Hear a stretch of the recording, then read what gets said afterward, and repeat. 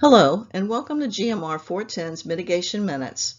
With well over 500,000 ATMs in use in the United States, and those ATMs processing over 10 billion transactions annually, ATMs are an appealing target for criminals. As a result, ATM crimes have been trending upward. In one study released by 3SI and the ATM Industry Association, an average of $83,000 is stolen per physical attack. Of course, this does not include the cost associated with damage to the machine, and not to mention the cost of damage to your drive-up or building.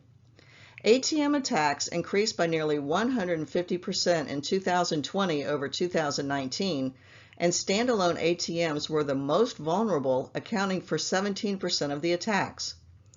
Currently, attacks in Texas are outpacing all other states. However, California is also of concern, followed closely by Florida. While there are many factors driving crime upward, major reasons include the proliferation of ATMs, their 24-hour availability, the large amount of cash they usually contain, and their ease of access. Today, we are discussing physical attacks and some tips you can use to deter them. Physical attacks involve force. The goal of a physical attack is to gain access to the cash inside or to physically remove the entire ATM to another location. In a physical attack called a smash and grab or crash and grab, suspects will use a vehicle in their attempt to access cash or remove the ATM. The hook and chain method has been highly successful across the United States. In this type of attack, suspects may use a grinder to weaken the ATM door, attach a chain hooked to a pickup truck or some other type of vehicle, and yank the door off, escaping with the money cassettes from inside. In most cases, these attacks are over in less than 3 to 5 minutes, defeating police response. In each of these cases, the tactics used are typically destructive to more than the ATM, often damaging surrounding buildings or drive-up lanes and any other items in the immediate area. Heavy machinery like front-end loaders and forklifts have been used to uproot ATMs, causing extensive structural damage, especially to through-the-wall and island ATMs. Such incidents are especially prolific at locations near construction zones and typically happen in the early hours of the morning. Of growing concern is the increasing threat of explosive attacks.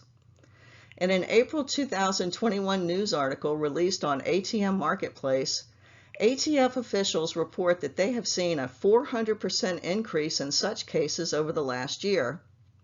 The reality is, criminals will always seek new opportunities and will modify their MO to compromise the ATM.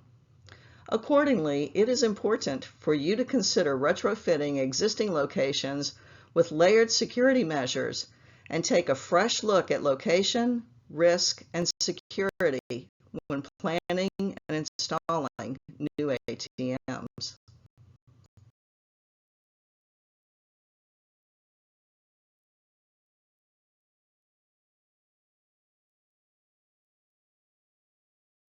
When planning and installing new ATMs, it is important to consider where the ATM will be placed, in other words, the location, the potential crime risks, and your ability to comply with state and internal lining standards and requirements. These considerations will help you determine the type of ATM appropriate for the site, security countermeasures necessary to address crime risks, and the correct lining design needed to ensure compliance. For example, ATMs and ITMs located on the inside of a branch may be less vulnerable to certain physical attacks as they benefit from the security of the branch itself, and the units may not be available after hours. However, an off-premise standalone unit located in a remote area of a parking lot may be a greater risk because it is in an unattended environment. Conducting a risk assessment will help determine the level of safe which should be ordered, the required alarm and video surveillance packages, and any other security measures appropriate based on the crime risk profile. As another example, standalone drive-up ATMs can also have a high-risk assessment, depending upon where they are located and how they are positioned. All locations should be risk assessed during the planning phase and on a recurring basis, regardless if they are on-site or off-premise. Also, we must emphasize the importance of implementing an ATM lighting and landscaping program. Currently, 13 states and 2 cities have specific laws establishing standards to address ATM safety, and numerous states and cities require safety measures to be considered. Having a program and conducting regular assessments to ensure compliance with state regulations and internal standards will go a long way in helping to protect your customers and your ATMs. Finally, let's spend a few moments discussing the implementation of layered security protection strategies for your new ATMs and your existing fleet. During hook and chain assaults at drive-up ATMs, it has been noted that ATMs at the end of the drive-up lane, especially where there is sufficient runway at the end, are more prone to this type of attack. If possible, modifications are recommended to remove the runway so vehicles cannot drive off at a high rate of speed.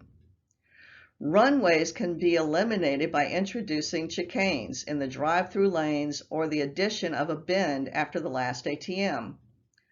Other options include adding gates and anti-ram raid bollards to deter criminals. Another countermeasure for hook and chain attacks is a safe slot reinforcement kit, which removes all available space surrounding the dispenser and deposit slot in certain ATM models and reinforces the area around them. This makes it more difficult to damage the module transports and insert a hook in the safe door. Now, everyone claims to bolt their ATMs into the concrete, but the reality is that many of the bolts used for older installations can and have been easily defeated.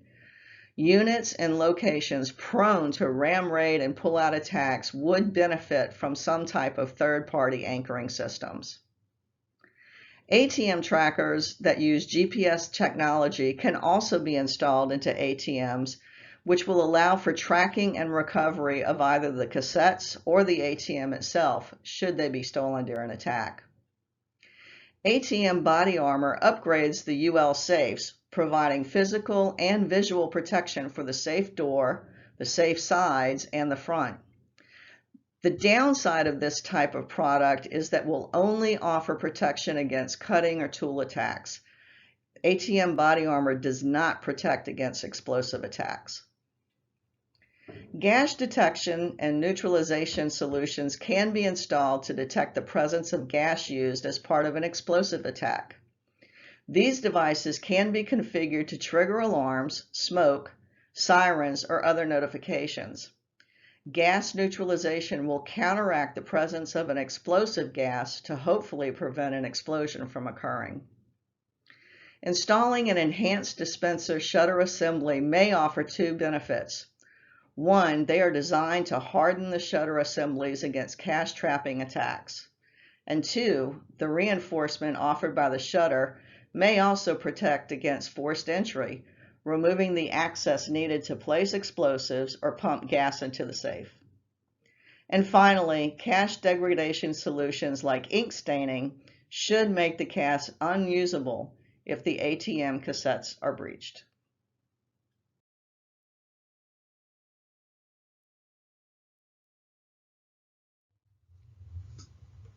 We know that criminals will never stop attacking ATMs.